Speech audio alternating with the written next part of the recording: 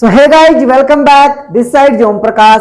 स्वागत आप सभी लोगों का टैलेंट खोज साइंस एकेडमी में। आज से जो है हम न्यू बैच स्टार्ट कर रहे हैं कक्षा 10 का, जो कि मैं आपको विज्ञान पढ़ाऊंगा और आपको विज्ञान पूरी, चाहे आपको जीरो लेवल से हीरो लेवल तक लेके जाऊंगा।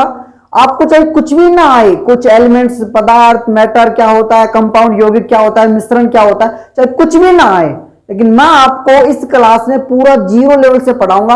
बस उम्मीद है कि आप एंड तक बने रहिएगा। ओके, सो आज हम साइंस की बात करते हैं। थोड़ा सा हम इसके सिलेबस के बारे में बात कर लेते हैं कि हमारी जो साइंस की बुक है उसमें किस प्रकार से आपका सिलेबस आता है। देखिए, आपकी जो विज्ञान की बुक है उसमें आपकी बुक के 4 पार्ट किए गए हैं। पार्ट तो टोटल 13 हैं, लेकिन उस 13 में आपको 4 पार्ट दिए गए हैं। उस 4 पार्ट में देखिए, जो फर्स्ट के 1 पार्ट से लेकर 4 पार्ट तक के हैं वो है केमिस्ट्री, यानी रसायन विज्ञान के हैं, जिसको आप रसायन विज्ञान कहते हैं। आपके 5 से लेके और 8 पार्ट तक, 5वां, 6वां, 7वां, 8वां पार्ट है बायोलॉजी का, ठीक है। और 9 से लेके 12 तक, 9वां, 10वां, 11वां, 12वां, ये 4 पार्ट आपके फिजिक्स के, भौतिक विज्ञान, ठीक है। और आपका जो एक पार्ट है एनवायरमेंट यानी पर्यावरण का है। ऐसे करके आपकी जो विज्ञान की किताब है वो 4 भागों में बटी हुई है। पहला भाग आपका रसायन विज्ञान, बायोलॉजी, फिजिक्स और पर्यावरण। ये आपका केमिस्ट्री 25 नंबर का मैटर है पूरा। 25 नंबर का आपका बायोलॉजी है और 25 नंबर का आपका फिजिक्स है और बाकी 5 नंबर का आपका पर्यावरण है। आपकी जो एग्जाम में है इस हिसाब से पैटर्न पूछा जाएगा। 1 से 4 पार्ट की केमिस्ट्री 25 नंबर, 25 नंबर का ये, 25 का ये, 5 का ये। आपको कभी ये नहीं सोचना है कि सर मेरे को केमिस्ट्री नहीं आती है, छोड़ देता हूं, पूरे 25 नंबर रह जाएंगे। बायोलॉजी नहीं आती और पूरे 80 में से 80 मार्क्स का ये नंबर है। और मैं 100% कहूंगा कि आप लास्ट तक पूरी डे बाय डे क्लास देखेंगे तो 80 में से 80 पूरे आ जाएंगे। कोई टेंशन की बात नहीं है, बस आपको इस वीडियो को देखना है और एंड तक देखना है। बस उम्मीद यह है कि अगर आपको वीडियो पसंद आए तो प्लीज यार वीडियो को लाइक कीजिएगा, शेयर कीजिएगा एंड ऑफ कोर्स चैनल को सब्सक्राइब जरूर करना है और बेल आइकन पर जरूर प्रेस करना है। अब चलिए शुरू करते हैं।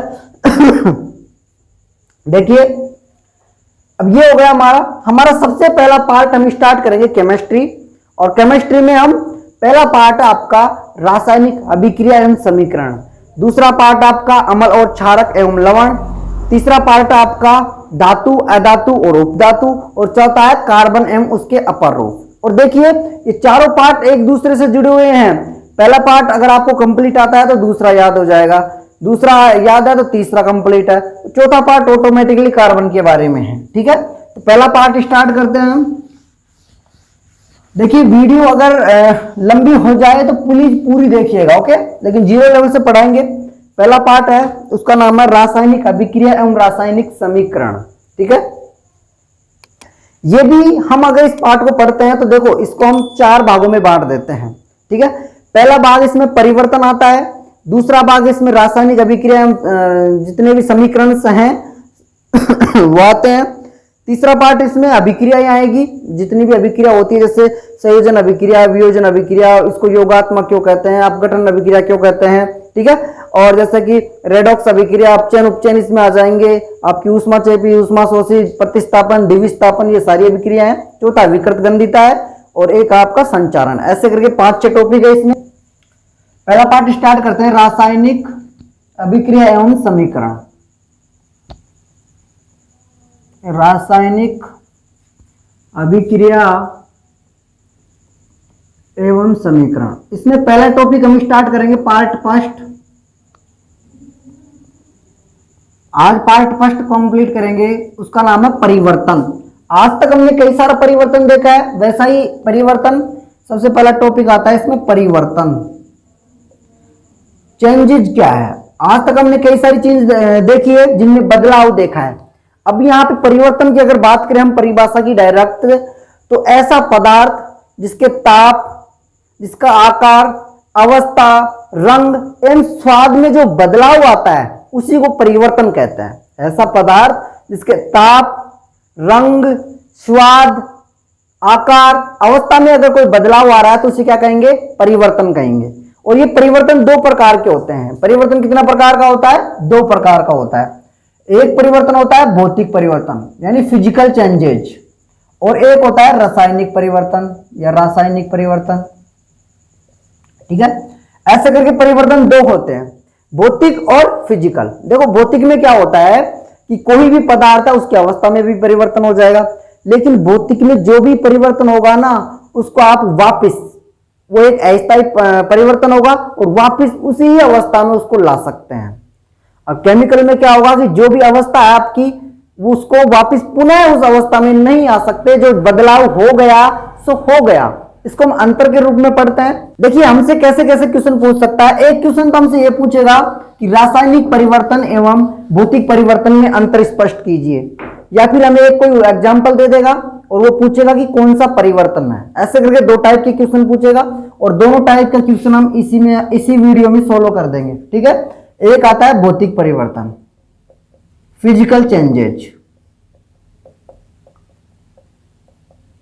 ठीक है, और एक आता है आपका रासायनिक परिवर्तन।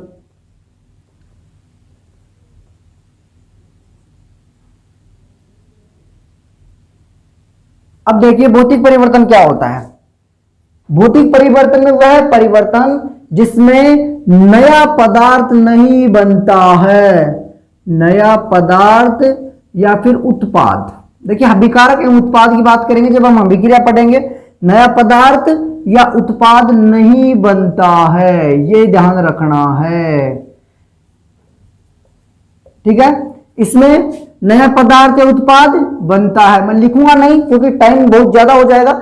अगर आपको नोट्स चाहिए हैं तो नोट्स मैं आपको व्हाट्सएप पे भेज दूंगा। मेरे व्हाट्सएप नंबर आप नोट कर लीजिए। सिर्फ आपको मैसेज करना है, कॉलिंग नहीं करनी है। ओके, मेरे व्हाट्सएप नंबर है 9772949259, या फिर मेरे को इंस्टाग्राम आईडी और मैं आपको टेलीग्राम ग्रुप का लिंक दे दूंगा, वहां पे आप मैसेज कर दीजिएगा। मैं आपको नोट्स भेज दूंगा, हैंड रिटन जो नोट्स है वो आपको भेज दूंगा। अभी मैं समझा रहा हूं। ठीक है, नया पदार्थ या उत्पाद नहीं बनता है, इसमें नया पदार्थ या उत्पाद बन जाता है।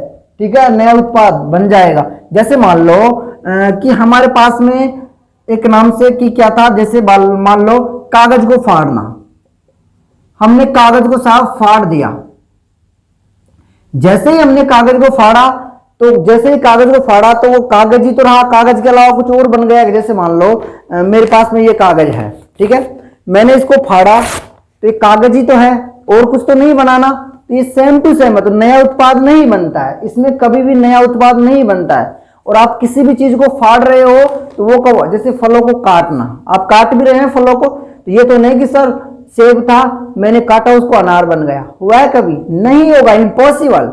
तो ये होता है कि इसमें नया पदार्थ कभी भी नहीं बनता है और इसमें नया पदार्थ बन जाता है। जैसे एग्जांपल की बात करें, मान लो आपके पास में था दूध, ठीक है, दूध का जैसे ही आपने उसमें लैक्टिक एसिड डाला या फिर आपने जमाया, उसको हम देसी भाषा में कहेंगे, तो दूध क्या बन जाता है? दही। तो अब कोई ऐसा माइका लाल है जो दही से वापस दूध बना दे? नहीं बन सकता ना, इम्पॉसिबल। तो इसमें नया पदार्थ बन जाता है। इसमें सेकंड की बात करें तो यहां पे देखिए सेकंड में ये उत्क्रमणीय होते हैं। कैसे होते हैं? उत्क्रमणीय। उत्क्रमणीय बोले तो उत्क्रमणीय क्या होता है साहब? तो उत्क्रमणीय होता है जैसे मान लो हमारे पास में पानी था, क्या था? पानी। पानी से हमने साफ बना दिया बर्फ। क्या बना दिया? बर्फ। पानी थी, पानी से बर्फ बन गया, लेकिन कुछ समय बाद में जैसे हमने जमा दिया या फिर कैसे भी बर्फ बन गई, लेकिन कुछ समय बाद में यह बर्फ वापस पानी बन जाती है। वापस पानी बन जाती है ना, तो यह अभिक्रिया दोनों दिशाओं में हुई है।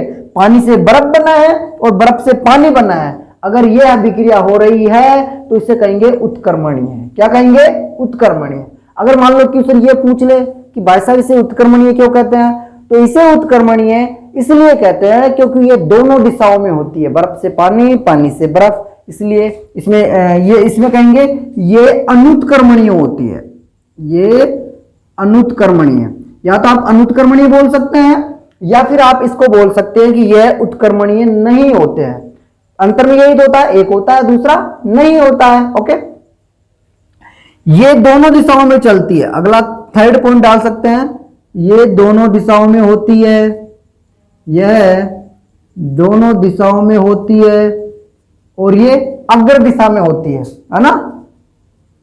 अग्र दिशा में वाला जैसे दूध था, दूध का साफ हमने पानी बना दिया तो ये एक ही दिशा में हुई है। ठीक है, अब इसके देखो फोर्थ नंबर का पॉइंट यह है कि इसकी अवस्था में परिवर्तन होता है।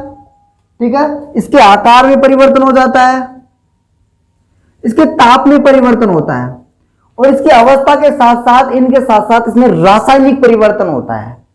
इसकी अवस्था बोले तो देखो, जैसे हमारे पास में अगर हम पॉइंट समझे तो सर जल था, हमारे पास क्या था, पानी था। जैसे ही दिख रहा है नीचे, हाँ, जैसे ही हमारे पास में पानी था तो पानी की अवस्था द्रव थी। कैसी थी, द्रव। जैसे ही पानी की अवस्था द्रव थी तो ये बन गया बर्फ, तो द्रव अवस्था ठोस हो गई। द्रव अवस्था ठोस हो गई ना, तो इसकी अवस्था में परिवर्तन हुआ है। और इसके आकार की बात करें तो जैसे हमने कागज को फाड़ा तो कागज का पहले बड़ा आकार था, छोटा हो गया, तो आकार में परिवर्तन हो सकता है। जैसे ताप में परिवर्तन की बात करें तो ताप की बात करें तो कोई भी पदार्थ आपने गर्म किया है, जैसे मान लो पानी को गर्म किया आपने और पानी को गर्म किया तो गर्म हो गया, थोड़ी देर बाद में वापस हो जाता है।